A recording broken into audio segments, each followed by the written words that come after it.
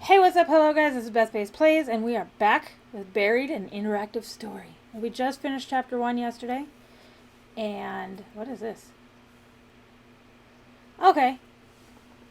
So this is some things from chapter 1. So 36% of players left Tony's body where it was instead of pulling it out. 76% of players were upfront with Dennis about Tony's death. Cool. 55% told Dennis you believed his story, which included me. 75% of players went to investigate the ringing sound, and 64% of players decided to bring Dennis with us. So I'm in the minority for leaving Tony's body where it was, but that's just because that it wasn't, like, this says respect the dead, but that's not necessarily what I was doing. It was mostly because the bulldozer was unstable, and if somebody was underneath, it could have, or on the other side, it could have killed them. So we're going to begin chapter 2. Whoa. These are different sounds, and I don't know if I like them. We're standing on a thin platform of what looks like a fancy subway. The rails look well used, but not old. There are small overhead lights that are very dim, as if they are running on emergency power. The dim overhead lights are a blessing, but the size of the place makes me feel vulnerable. Staring ahead, the tunnel seems to be endless. It's almost dizzying. But there's a small light further ahead, and then a space that breaks the monotony of the tunnel's curved surface. Another platform, maybe? Why are we in a subway tunnel? It's obviously not a subway tunnel. Dennis, what do you think it is? Looks like we're waiting for the D train, Dennis says with a deadly sounding cackle. Also, the ringing noise is louder down here. It's much more solid now, and there's some other sound. Something like the faint hum of machinery. What's your take on this, boss? You think we're safe here? Dennis asks. Not at all. This is what I think to myself. But I don't want to let Dennis see that I'm rattled.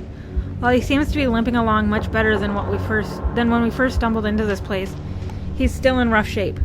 I'm leading him here, and I should probably make him feel confident in that. So yeah, we'll be fine. We're too far in to go back, I say. Besides, if we get caught for trespassing, I'm pretty sure we'd slide by. We're good. Plus, on top of it, it's your land, so why this place is here and you don't know about it, I don't know. You're in pain, and we've got to find the rest of our crew. They could still be here somewhere. Dennis nods and looks reassured, albeit weak and miserable. From the looks of it, we can go either left or right. The left is slightly lit, the right not so much. This makes me uneasy because I get the sense that one wrong turn in a place like this would have us wandering for hours. Suddenly, I jerk my head to the right as I hear the unmistakable sound of someone walking. Did you hear something? I asked Dennis, my eyes straining to see anything in the darkness. Not sure, he says. Maybe. It kind of sounded like footsteps. I wait a moment, but the sound doesn't come again. So those are our options. To the left are flickering lights, indicating that we'll at least be able to see. There's also a hum of machinery, a sign of life. To the right is just darkness, but we also heard footsteps in that direction. Let's go left or let's go right.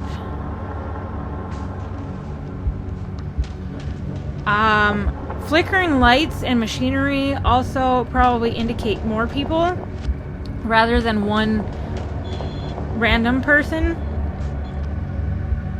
So we're gonna go left. Seems smart to stay in the light. Left it is. It doesn't have to do with the lights. It has to do with the possibility of more people. Maybe safety. Maybe it is a subway station. Probably not, but as we head left, the lights ahead are like a beacon in the dark, luring us forward. Someone left the lights on for us, Dennis says, trying to be funny, but creeping me out instead. I wonder if that's a good or bad thing, I say. As we near the lights, I hear the hum of machinery grow louder, but it doesn't sound like any machine I've ever heard before. As the light increases, I use it to take an inventory of Dennis and his condition. While the bleeding seems to have stopped, the amount that has soaked into his pants and shirt is beyond alarming. How much further can you walk? I ask him. Can you keep going? Yes, Dennis said. Let's walk into the deep tunnel that has no business being here. Now, fully stepping into the light, I notice that the sound of machinery is coming from an area on the left side that is protected by a guardrail. Wisps of bright blue light dance on the walls as they leak out from whatever is below. I also notice a posted sign that says danger, severe radiation poisoning threat. Step closer and look, or stay back and move on.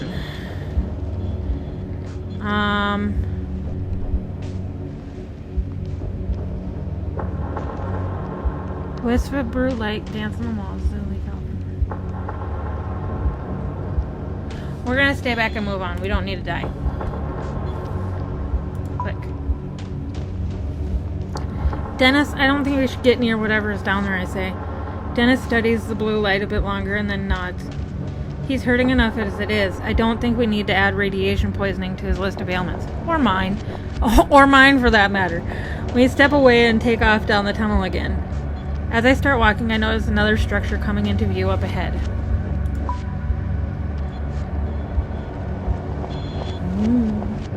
It is a subway. Subway for aliens!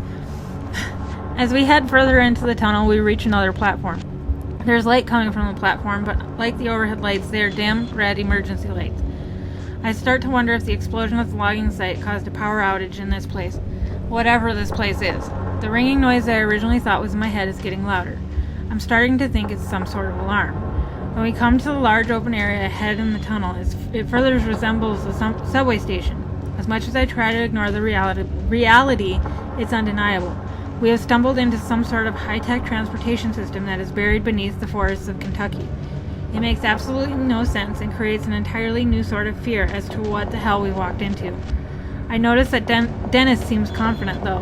When we reach the large opening, we have to climb over the rails and up onto the platform. I have to help Dennis over the rails and then up the small utility ladder that is bolted into the opposite side of the travelway. When he reaches the large open area resembling a subway waiting area, he collapses on the floor and lets out a heaving breath. You know what? Dennis says, exasperated. This is ridiculous. I quit. I'm not going any further. On top of worrying about my crew and the madness of wherever we are, I'm not in the mood for Dennis to act like a baby. Let's get up, pull it together, Dennis, or it's okay, take it easy, you can do this. I'm going to reassure him again. I'm not the one with a gash in my side, I think to myself, so I decide to cut him some slack. Damn, boss, I'm sorry, he says. It's okay, I say. I don't know how you're still on your feet, if I'm being honest. Stubbornness, he says with a weak laugh. You need a minute to rest, I ask, as warmly as I can muster. No, if I sit down to rest, I'm afraid I might not get back up. Let's keep going while I can still go. I reach down, help him to his feet, and then we get ourselves up onto the platform. Right in front of us, there's an entrance to a long hallway, exiting the platform area. It's at this point that I realize those red emergency lights might be on for someone else who's actually supposed to be here. Yell out or stay quiet. We're going to stay quiet. I'm still not sure if I want to alert anyone to the fact that there are strangers in this secret place. And the thought of hearing a scream, even my own scream, in this empty place is too much to bear. The emergency lights continue to flicker overhead, casting a sick sort of pinkish light on everything. My mind is racing with what sort of place this might be. It's obvious that it's meant to be a secret. And if it is supposed to be a secret and there was a power outage recently, maybe most everyone has been evacuated. This thought does nothing to make me feel any better as we walk toward the platform exit. We step inside and it seems just as empty as every other place we've come through, weakly illuminated by more overhead emergency lights. We're standing inside a hallway that looks surreal for a moment.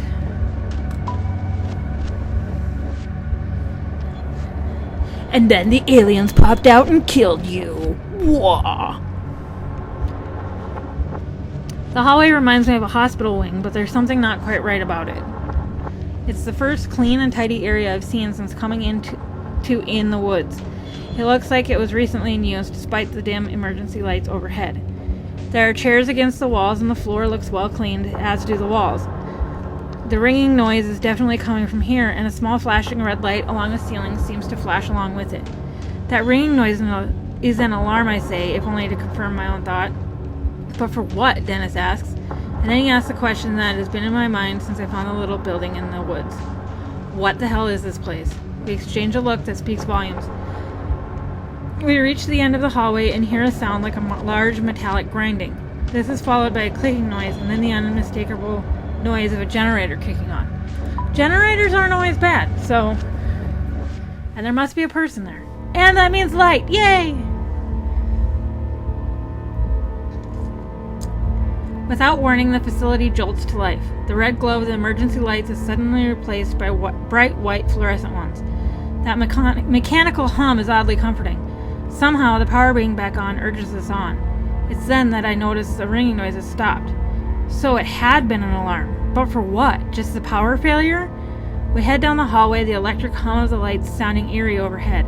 Other than that, the place is dead quiet. The hall is about 100 feet long with 2 main doors. One door opens into a large room that looks like a conference room with a whiteboard and papers strewn about. Across the hallway, another door looks like a laboratory of some sort. Dennis slumps against the wall in defeat and lets out a scary-sounding chuckle. Something funny, I ask, as a dark and brooding panic starts to grip me. Dennis just keeps chuckling as he slides down to the floor. I'm just going to sit here while you look around, he says. There's a look in his eyes that reminds me far too much of a dead animal on the side of the road. So we've got a conference room and a laboratory. We're going to enter the lab because there could be medical stuff in there for Dennis. Yeah, buddy!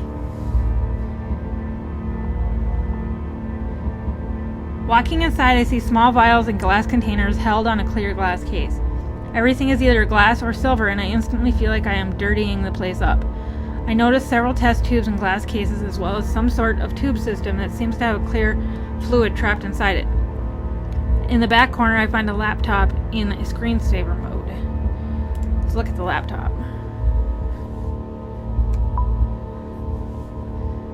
I hit the enter key and a plain gray background pops up. There are several icons and folders to choose from. I click on a folder labeled Test 1.5 Ethos. A few documents are filled with formulas and names I mostly don't understand. But there are some things there that are easy to understand. Things that make my blood go cold. Subject number 6, cause of death, embolism or aneurysm, or both. Ideas for new delivery mode. Spherical liquid, induced comatose state first. TerraCore company, possible plutonium supplier. Okay.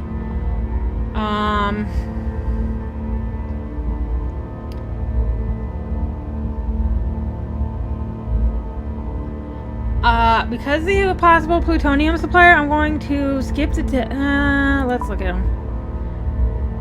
I can't help but check out the test tubes. They're all filled with varying green and light blue fluids. One of them looks to have some sort of glowing dirt resting in the bottom of it. Another holds what looks like a grasshopper submerged in liquid, only it's the strangest grasshopper I've ever seen. At first it looks like it's expanding and contracting like a blowfish. Then it contracts so much it vanishes completely. As I look closer, it springs back into existence in a completely different test tube, and I'm embarrassed when I actually jump back. Don't be, dude. I take another look around the lab, trying to piece together what might have been taking place here. I smell some sort of chemical in the air, and it makes me think that someone has used this lab recently. Outside in the hallway, I hear Dennis grunting. I head out of the room to see him still seated on the floor. But I don't get very far, because as I exit, a man comes rushing around the corner with an automatic rifle in his hand. What? Uh-oh.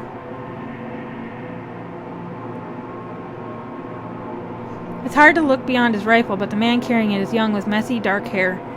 His skin is so pale that I wonder if maybe he lives down here. He has the look of a guy who's been cooped up for a little too long. He doesn't seem like the kind of person I'd trust with a gun in a stressful situation. As he sees us in the doorway, he screams and brings the gun up. It is aimed directly at my head. I'm gonna put my hands up? I put my hands in the air, surprised at how natural it feels to go into this surrendered state. Maybe it's because this feels like a dream. Maybe it's because I feel like I'll snap awake if the maniac pulls the trigger. Who are you and how did you get here? The man asks harshly. Before he can answer, he continues speaking. I don't recognize you. If you're here, you would have had to sneak by the security mics in the entrance hall. What? I ask, unable to think of anything else to say. Who are you? The man asked. Did you do this? The man eyes us both, and I see something in his eyes that unsettles me. He is scared, but there's something else.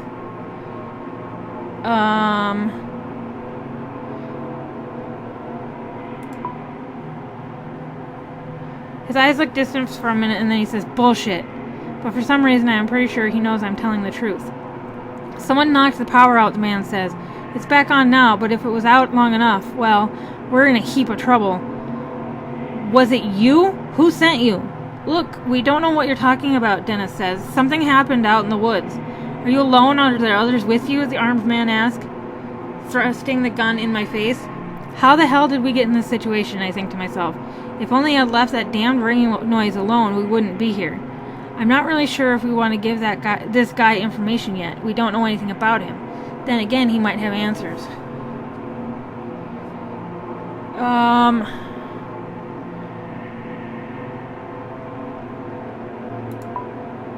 We're looking for our crew. We have other crew members that we can't find, I say. "Your crew?" he asks, seeming confused.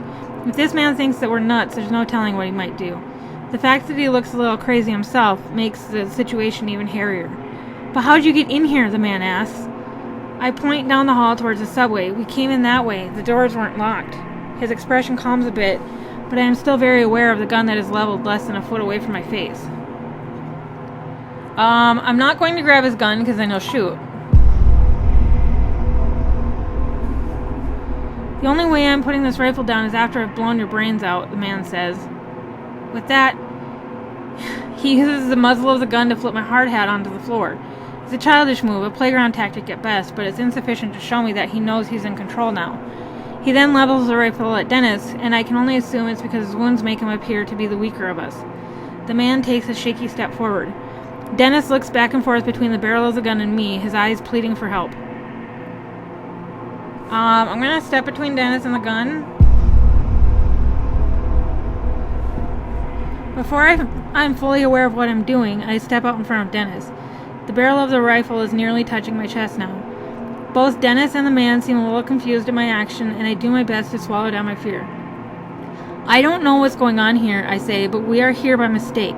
"Well, you have no business here," the man says, "but now that the power is on, I think you might be too late anyway." "For what?" I ask, but he doesn't answer me. Instead, he steps forward and actually pushes me backwards with the end of his rifle. The man then repeats a question he asked before, one that makes no sense and honestly makes me think he might be a little crazy. "Who sent you?" he asks. "You assholes from the Pentagon?" I'm not quite sure how to take this question. Is this guy joking? No, what the hell are you talking about? Because I'm obviously not. "No," I say, "we're just loggers. Something blew up and my friend got hurt. We're looking for the rest of our crew." "Likely story," the man says, but I see a flicker of recognition in his face that makes me think he might believe me. Still, his grip on the gun is as tight as ever. The look on his face makes me think he'll shoot me at any moment. "You both just stand still," he says. "Sooner or later someone will come along and I'll turn you over." He again thrusts the gun forward as if it has an invisible bayonet on it. "There's no need for that," I tell him. I have no guarantee that he won't pull the trigger. "Look," Dennis says, "we don't want any trouble. We're just as confused as you are." Then, in a movement so fast I just about miss it, Dennis lunges forward. I have no idea how he is moving so fast. Just 30 seconds ago I was worried about how close to death he looked. But now he's moving lightning fast, his left arm coming down on the barrel of the gun like a club. In the commotion, the man does pull the trigger. The booming noise is deafening, and there is a moment where I think I've been hit. It takes the clanging noise of the round tearing into the floor at my feet to help me realize I have not been shot. I look to the floor and see where the shot missed my right leg by less than 3 inches. I'm paralyzed, in shock for a moment as Dennis and the man fight over possession of the rifle. There's a fire extinguisher on the wall I could use as a bludgeon, but I might not have enough time to grab it before Dennis is overpowered.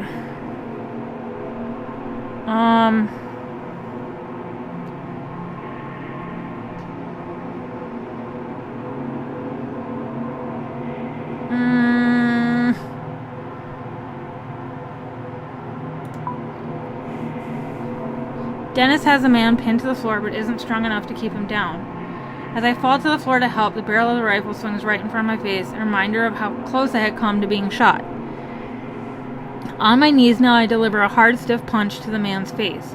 I don't punch someone often. Never really. I'm not usually the brawling type. Still, it is apparently effective. Yes. The man's head snaps back hard and his grip on the gun loosens. Dennis grabs the gun and falls to the floor, clearly winded and in pain. Our attacker is immobilized and I can feel a shift in the situation. Yet, although he is basically harmless now, I feel the need to pummel him, a desire that builds with each second I look at him. So, we're going to stand up and step back. He's definitely out now, no threat. Or at least that's what I think. But he surprises me by mustering up one more swift kick in my direction, connecting with my forehead. My eyelid swells to the size of a grape almost immediately. It seems like this last attack is more to spite me than to defend himself. I stumble back and ready myself for another round of blows, but he just slouches into the floor. He's done. Dennis instantly hands the rifle over to me, and I take it with shaking hands. I can't believe you stepped between me and that gun, Dennis says. He could have killed you. I was pretty sure he wouldn't, I say, although I had known no such thing. Still, thanks, man. That was some heroic stuff. You would have done the same, right? Dennis says nothing. His eyes look to the floor. What do we do now, boss? Dennis asks. I've come this far and I want answers. I sense that Dennis does too. I walk over and pick up my hard hat off the floor. After placing it on my head, I turn towards the man. We get answers from this guy. No answers, the man says. I don't have any. Next time I won't just hit you, I say, plunging the rifle towards him. Now get up. He obeys quickly, but his legs are wobbly and he leans against the wall for support. I can feel my swollen eyelid from where he kicked me earlier. I just hope it doesn't get so bad that it affects my sight. Okay, let's move, I say, pointing the gun further down the hallway. We've come this far, and I'm not going to let this guy stop us. We walk down the hallway until we come to the end. A single elevator waits for us. Its steel sliding door is larger than a normal elevator. Chapter 2 has to be almost done. It's larger for the aliens. Before I get into the elevator with this guy, I think it's wise to learn a bit more about him. I can tell it's making it uncomfortable for me to have the gun. What's your name, I ask. Marcus. And you work here? It's clear that he doesn't want to answer, but he gives us a little nod. We're looking for the rest of our crew. Any idea where they might be, I ask? No, he says curtly, not bothering to elaborate. There's got to be some useful info we can get out of this guy. I just need to know how to dig for it. I need a first aid kit for my friend here, I say. Where might I find one? Down on the second floor, he says, but we can't go down there. Let's just ask what's on level 2 first. He looks at me like I'm an idiot. You must be aware you're inside of a classified government facility, he says. It makes sense, but I want to doubt it. Well, I'm sure our government would want you to help save my friend, so take me to the first aid kit. I can't, he says. You don't have clearance. Hell, I barely have clearance. Then, seemingly to himself, he mutters, I make this place run. And not even a thank you, just a bunch of restricted access rooms that I'm only allowed to go in with a frickin' chaperone. I interrupt his monologue. We're going to that first aid kit. I could lose my job, he says. I wonder for a moment what sort of trouble I could get in for hitting a government employee. This makes me glad I took it easy on him. Then again, he had come at us with a rifle. It makes me think that things have gone terribly wrong in this place. And the explosion in the woods, or whatever the hell had happened, might be linked to it all. I need to convince him to take us to the second floor, but I'm not sure if it would be more productive to threaten him or ask for sympathy. I'm gonna threaten him, because I got a gun. I place the rifle to his head. While I know I don't have it in me to pull the trigger, I have no problem holding it there. Your job or your life, I say harshly. My swollen eye from where he kicked me isn't making me feel exactly generous. He looks at me sternly, weighing his options. This is a felony, he says, but I can tell he's not going to fight me anymore. Good. Now take us to the second level. With an untrusting stare, Marcus walks into the elevator door, approaching a small keypad by the doors. He punches in a numerical code on the keypad, and we can hear a slight mechanical hum behind the steel doors. After a few seconds of angry glances and frightened sneers from Marcus, the elevator arrives. And the steel doors slide open with a whisper, revealing the interior.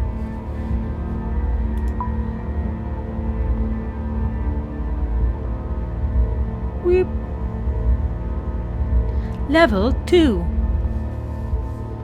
It's exceptionally well lit and looks to be made of stainless steel.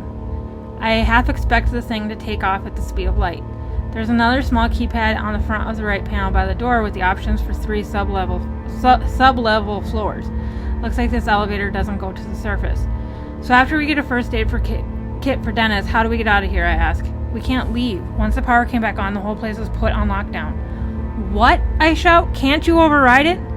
No, it's to prevent anything from getting out. I can't. Marcus looks as deflated as Dennis.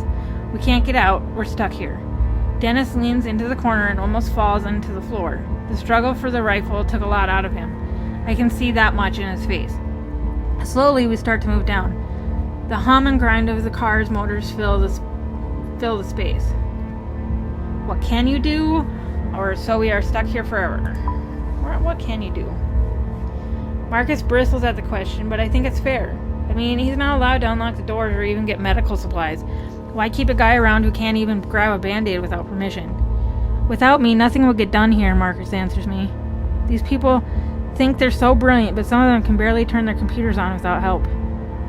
The top coder in my class at MIT, and I'm stuck living underground helping idiots who don't even trust me with keys. What goes on here? Marcus shakes his head. You may as well shoot me, I can't tell you. Why not? It's beyond classified, and the things I know don't even cover the start of it. What does that mean, I asked, starting to get irritated. It means that even if I wanted to tell you what sort of work is done here, I don't know enough about it. How big is this place? It's a government facility of the highest secrecy, Marcus says, a research facility. It goes 4 stories underground, and quite frankly, it scares the piss out of me that you two got in here so easily. Why is that, I ask. This is a Black Ops graveyard, he replies. Even the CIA doesn't know this place exists.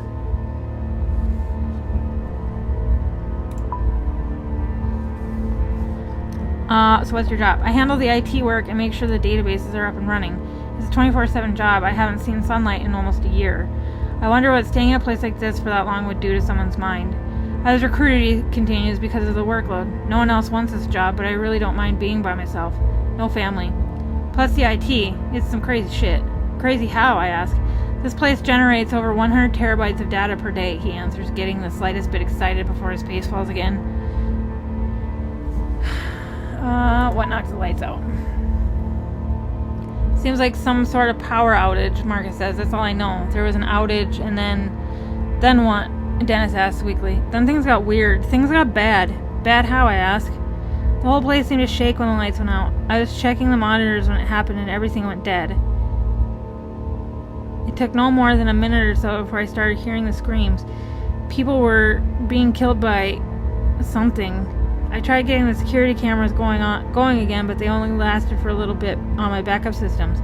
But what I saw, what I asked, feeling a sharp fear worm its way into my guts. Well, what I saw on the screens for that little bit of time made no sense. It made me get the gun from the emergency vault. I think whatever it is, it's still down here. Hold on, I say. There's an emergency vault with a rifle in the same room as the security cameras in this place? Marcus gives me a grin that looks nearly insane. There are guns locked away in every room in this place, just in case, you know? Just in case of what? As he opens his mouth to answer, the elevator comes to a stop and the doors slide open. Marcus is out right away without a word. He makes his exit and heads directly for a glassed-in room that is filled with computer monitors and high-end equipment. Dennis and I file out behind him, trying to keep up. As we do, one very alarming question runs through my head.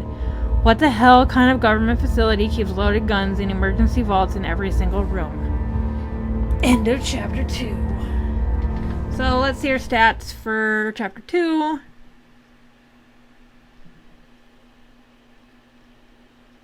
Curiosity. 39% of players obeyed the warning sign and stayed away from the glow. 64% of players stepped in front of Dennis to protect him. 65% were easy on Marcus after he surrendered. That's it. So, that is the end of chapter 2. We will get back into chapter 3 tomorrow. And I will see you guys then. Peace out.